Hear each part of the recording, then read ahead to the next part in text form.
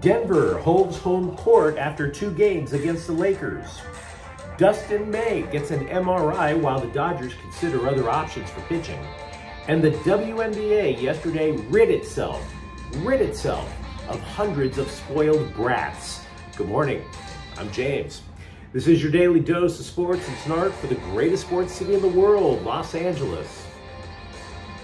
This is the faithful Angelenos Morning Report. It is May 19th, 2023. I had to physically write down that I'm in Oklahoma to remind myself that I'm in Oklahoma.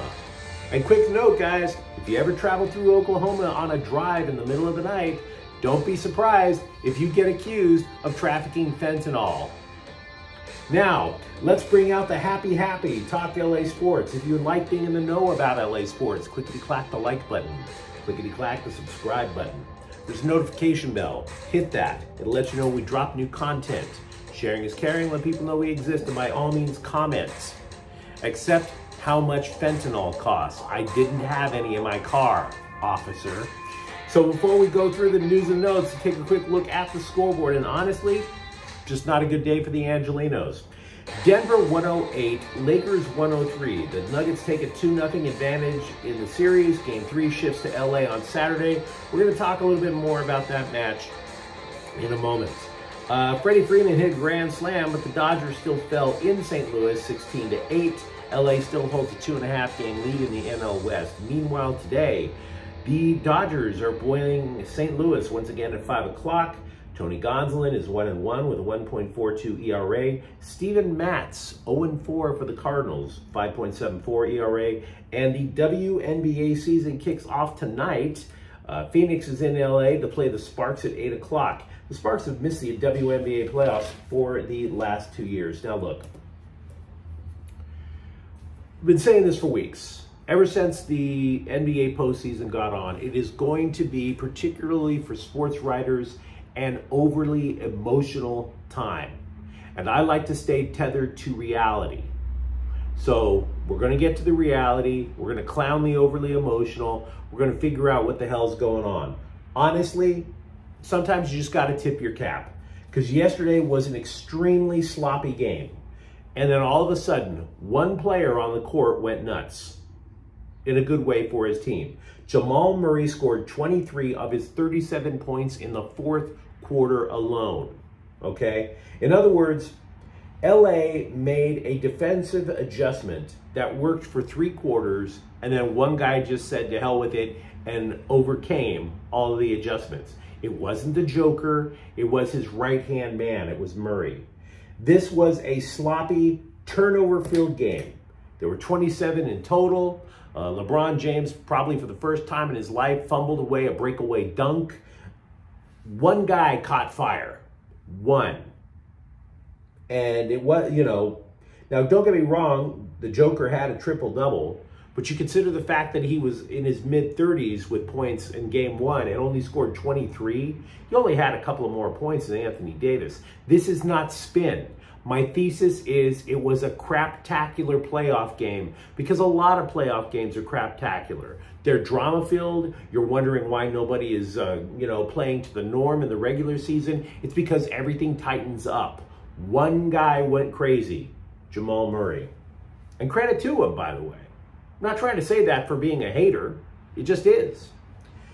The press, though, and social media now have targeted both LeBron James and Anthony Davis. And I guess, to be honest, for the most part, I'm okay with it. For the most part. If you've watched the entirety of the Lakers playoff run, neither of them were as consistently dominant as they were in the bubble championship year of 2020. The offensive responsibility now, with the exception of shots going to Anthony Davis, the offensive responsibility has been shared. The best hope for Game 3, in my opinion, is for LeBron to take this criticism personally, as he did earlier in this playoff run versus Memphis. All I know for certain, you take the defensive adjustments, and by the way, the defensive adjustment that I believe that the Lakers made that worked is, instead of trying to take away the Joker, what they did for 3 quarters was try to take away Murray. Look at the offensive lineup. Look at the lineup that was thrown out at the start of game 2. We were all expecting Rui Hachimura to start game 2 and D up on the Joker. That didn't happen. Instead, what they did was they benched Dennis Schroeder and they put in Jared Vanderbilt. I think that was a move to try to limit Murray. Because you can have one guy go nuts, but you can't have two. Well, it did work for the Joker. It just didn't work in the fourth quarter against Murray. The Lakers came close to stealing a game at Denver twice. I realize that doesn't count. But what I am saying is because they came close twice, I'm going to keep my cool. A lot of players will tell you that a series doesn't start until somebody steals a game on the road. If the Lakers hold serve at home, you're going back on Monday night on a charter plane back to late Monday night or early Tuesday morning, charter plane back to Denver with a series tied 2-2. And I think the Lakers do have the capability of tying the series. That is calm, that is rational, that is the absolute opposite of what you're reading in the press. Bill Plaschke. Why do I keep hating on Bill Plaschke? Because he is the sports writer equivalent of the drama queen that you keep breaking up with and she keeps showing up at your door at 2:30 in the morning cutting herself. Bill Plaschke is a cutter. If he were your girlfriend, Bill Plaschke is a cutter. The guy can't stop getting emotional. He never uses his head. Here are the headlines from his last couple of columns. Just less than a week ago. Less than a week. Quote, I was wrong. The Lakers can win the championship. Now his headlines are, LeBron James fumbles away, fierce comeback. And the one today, anyone else sick of Anthony Davis? It's been less than a week. You went from euphoria to hate on everything and everyone in less than a week. How does that happen if it's not your psycho ex, right? Oh, your psycho ex loves you for 1 minute, and then all of a sudden she just can't wait to try to hook up with all your friends the next. This is Bill Plaschke's gig.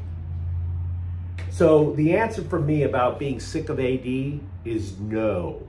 I'm not sick of AD because he's alive and a lot of other players right now aren't. They're waiting for next year.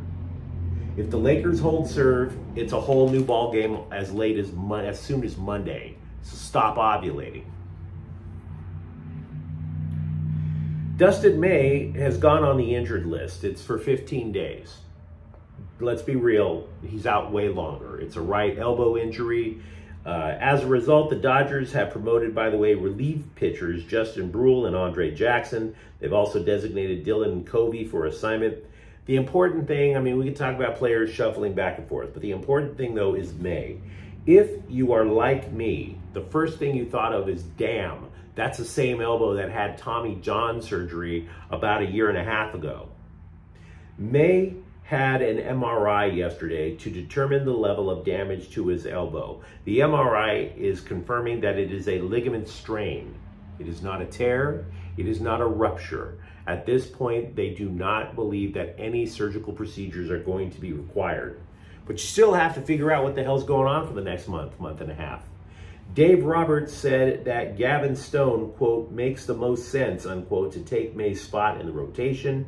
Now, having said that, Stone already made his major league debut earlier this year. It wasn't that good. 5 runs in 4 innings.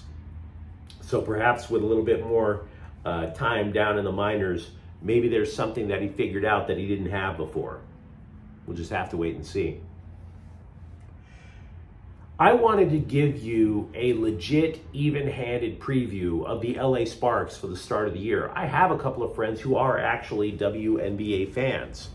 And I don't want to be the guy who, you know, tells a bunch of lousy jokes about a lot of people tell lousy jokes about the WNBA.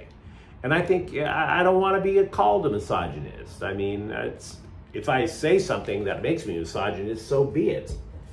But I have to call out the national press, not about the Sparks, but about the WNBA. And not just the LA Times either. The players, in my opinion, lobbied the sports writers of America who do cover women's sports to all write the same story. Because I read it 4 or 5 times yesterday. Yesterday and the day before was all the cuts for the rosters. All the stories said the same thing. Not about the upcoming season, not about what team's going to win it, but all we were reading about is what a pity. Look at all of this talent that got cut yesterday. It's such a shame. It's time to expand the WNBA. No, it's not. I mean, I don't like to take cheap shots, right? But there is no legit market for women's professional basketball in the United States. There's a market for women's college basketball, which we'll get to in a moment, but there is no market for women's professional basketball in the United States. Only one WNBA team last year averaged more than 10,000 fans a home game.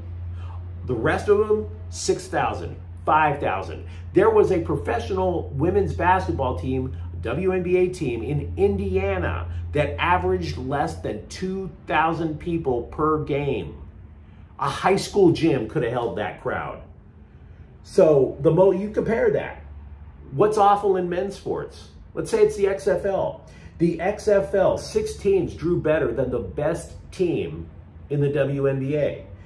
The least popular XFL team in terms of attendance would be the 5th most popular team if it was the same sport, if it was the WNBA. Now you might say, oh, why would you write all these stories? Well, is it possible that the WNBA players who got cut don't want to go overseas and get caught with weed? Like Brittany Griner? You don't think that they noticed that one of their biggest players ever was thrown into a Russian prison, and that women's basketball just happens to be popular in countries where the law is sketchy at best? So they're going to have to go overseas. They did take note. And every quote that I read from one cut player after another, almost all the quotes were like, these broads got to step aside. They're attacking each other. That's not cool. Quote from a player who got cut from the Connecticut Sun, quote, if we can't make roster spots for rookies, then I say cut the veterans. The vets got to know when to pass the torch, bro, unquote. That is from a cut player. She's turning on her own. This isn't women's empowerment. This is women stabbing each other in the back. Look, no, you don't got to cut the vets. You got to learn how to play better than the vets. Anybody in a regular sport would tell you that. Nobody owes you anything in this world, you entitled brat. So, the WNBA, in my opinion, may as well fold. And that's not hating on the Sparks. It just is. Here's why. When the NIL, the name, image, and likeness stuff came out in college sports, women's college basketball players probably now make more money, the elite ones, probably make more money than the elite WNBA players. They probably do. You're going to hear a lot about elite college players in women's basketball staying the extra year to get paid more and get their college degree. You watch. Wait. The National Labor Relations Board filed an unfair labor practice complaint against USC, the Pac-12, and the NCAA. The board wants athletes at USC to be called employees. It's a case that will not be solved soon because of the fact that it was in negotiations for so long before somebody filed this complaint. So it's going to be a while. It could go to the Supreme Court. USC, by the way, has until June 1st to respond. Now, the case, I was sitting there wondering, why USC and not the other schools? There's hundreds of schools in the NCAA. Here's the rationale. The complaint centers on press interviews and social media. I don't have a problem with players getting paid, but if you look at this case from the most narrow if you look at the case from the narrow complaint, if you focus on the complaint itself, it looks kind of flimsy. It does. USC gave its players a handbook to suggest how to treat the press and what to do on social media. They suggest that you smile to the press. They also suggest that you don't post things that would embarrass your family or the school. What does that tell you? Well, it tells me nothing. The players are trying to basically say that this makes them out to be employees because it's an employee handbook. That's flimsy. That is flimsy to me. But I'm not a lawyer. We'll have to wait and see. 24/7 Sports listed 5 questions for the Trojans football team before training camp begins, and frankly, most of them didn't move me at all. But one question that did make me curious is what is going to happen to Eric Gentry, the middle linebacker from last year who had an ankle problem by the end. He made a lot of plays. So the questions are is he going to keep his middle linebacking gig? He makes plays, but now the Trojans have linebackers. He's skinny. Maybe if he can't play middle linebacker, maybe you make him a safety. They do so in the NFL. What about this? He tackles well. Why not make him a speed rusher on the outside? We have no idea what the Trojans have in mind for Eric Gentry.